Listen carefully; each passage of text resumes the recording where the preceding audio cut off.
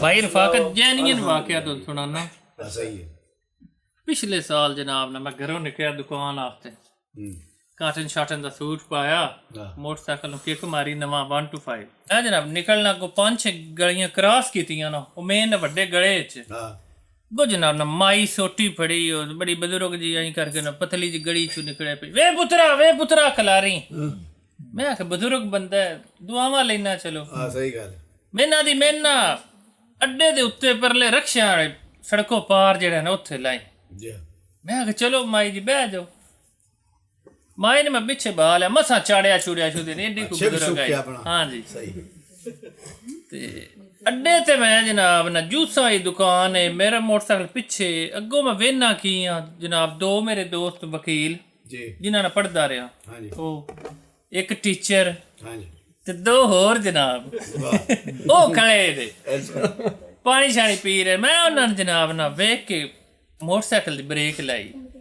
ठीक है भाईजान इक्की दूजे मिले मोटरसाइकिल ते बैठी, माई पिछे आई। मैं किधर लावां, यकदम ना जनाब हुंदा कि पिछू आवाज आंदी, अल्लाह दे नां ते 10,000 रुपये दियो, अल्लाह दे नां ते। ओ माई आखना ओ माई जनाब शुरू मेरा एक रंग आवे तो सामने मेरा मुंह ना उन्हां दोस्तां ले उन्हां दा रंग एक आवे एक जावे नीले पीले वो दुकान तो बंदा पै गया। मैं भी यकदम ही सकते च के आवाज कितू है। मैं कहा माई शुरू हुई ना, मेरा मुंह नीला पीला रंग उड़ गया। वो बेली भी आई मेरे लो वेखन बिटर भी इसकी काम शुरू किया है। माई पीछे ओ मैं माई लो वेख, माई चुप ना करे, वे पुत्र विधि होवे ਤੁਹਾਡਾ भला होवे। ओ मैं कहा माईए चुप कर की है। मैं कहा ओ मैं कहा मेरी कोई जाने वाका, मैं तो भाई है भाई। मैं तो नेकी खरीददा होता ना। मैं आखे मैं नेकी खरीदूंगा। ਉਹ ਇੱਕ ਕਰਨ ਜਿਵੇਂ ਨਾ ਉਹ ਜਨਾਬ ਉਹਨਾਂ ਦੇ ਰੰਗ ਵੀ ਫੱਕ, ਉਹ ਵੀ ਸ਼ੁੱਧ ਆਈ ਕਰਕੇ ਵੇਖਣ ਉਹਨਾਂ ਨੇ ਨਾ ਉਹ ਵੀ ਫਾਈਨ ਸਟਿਲ ਹੋ ਗਏ। ਉਹ ਆਂਦੇ ਨੇ ਨਾ ਸਰ ਭਾਵੇਂ ਕਾਰੋਬਾਰ ਸ਼ੁਰੂ ਕਰ। ਉਹ ਭਾਈ ਜੀ ਮੇਰਾ ਰੰਗ ਇੱਕ ਆਵੇ ਇੱਕ ਜਾਵੇ, ਮੈਂ ਚਲਾ ਵੀ ਚੰਗੀ ਨੇ ਕੀ। ਉਹ ਸਾਡੇ ਗੁਆੜ ਨਾ ਜੀ ਰਾਤ ਦੇ ਟਾਈਮ ਹੋ ਗਿਆ ਕੁਰਦਾ 12 ਵਜ ਗਏ। ਉਹ ਕਰਮਾਲ ਇੱਕ ਸਾਡਾ ਗੁਆਢੀ ਨਿਕਲਿਆ ਬਾਹਰ, ਉਹਦੀ ਬੇਗਮ ਕੋਈ ਨਾ ਪਤਾ ਉਹਦਾ ਬਲੱਡ ਵਧਿਆ ਜਾਂ ਘਟਿਆ, ਉਹ ਬੇਹੋਸ਼ ਹੋ ਗਈ। ਉਹ ਆਇਆ ਤੇ ਮੇਰਾ ਦਰਵਾਜ਼ਾ ਖੜਕਾ, ਮੈਂ ਬਾਹਰ ਰਿਹਾ। ਮੈਂ ਕਿਹਾ ਭਾਈ ਕੀ ਗੱਲ ਹੈ? ਆਂਦਾ ਭਾਜਵਾਗ। ਉਹ ਮੈਂ ਕਿਹਾ ਯਾਰ ਕੋ ਗੱਲ ਦੱਸ ਕਿਤੇ ਭਾਜਵਾਗਾ।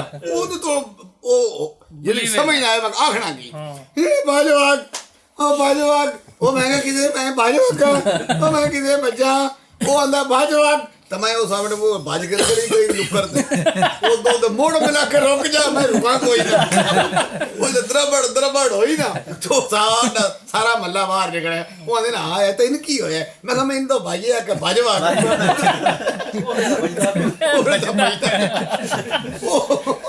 ਉਹ ਤਾਂ ਆਂਦਾ ਬਜਾ ਸ਼ੈਲਰ ਤੇ ਮੇਰੇ ਬਿਹਾਰ ਮੁਲਾਕਦਾ, ਮੇਰੀ ਬੇਗਮ ਜਿਹੜੀ ਬਿਮਾਰ ਹੈ।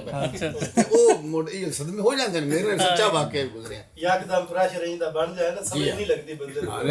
ਨਹੀਂ ਸਮਝ। ਅਰੇ ਸ਼ੁਕਰ ਕਰੋ ਉਸ ਮਾਈ ਤੁਹਾਡਾ ਪਿੱਛੋਂ ਮੋਬਾਈਲ ਨਹੀਂ ਕੱਢ ਲਗੇ। ਉਹ ਮੈਂ ਮਾਈ ਦਾ ਤਰਲਾ ਕੀਤਾ, ਮੈਂ ਰਕਸ਼ੇ ਕੋ ਲਾਣਾ ਸੜਕੋਂ ਪਾਰ। ਮੈਂ ਕਿਹਾ ਮਾਈਏ ਹੁਣ ਤੂੰ ਕੀ ਕੀਤਾ?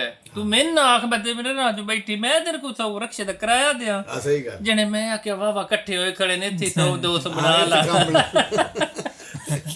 ਬੰਦੇ ਮਜਬੂਰੀਆਂ ਨਾਲ ਤੁਹਾਡੇ ਨਾਲ ਸੀਨ ਚੰਗਾ ਬਣ ਗਿਆ। ਵਾਹ ਜੀ। ਮੈਂ ਮੁੜ ਕਿਰਾਇਆ ਦਿੱਤਾ। ਮੈਂ ਕਿਹਾ ਤੇਰੀ ਮਿਹਰਬਾਨੀ। ਮੇਰੀ ਜਾਨ ਛੱਡ।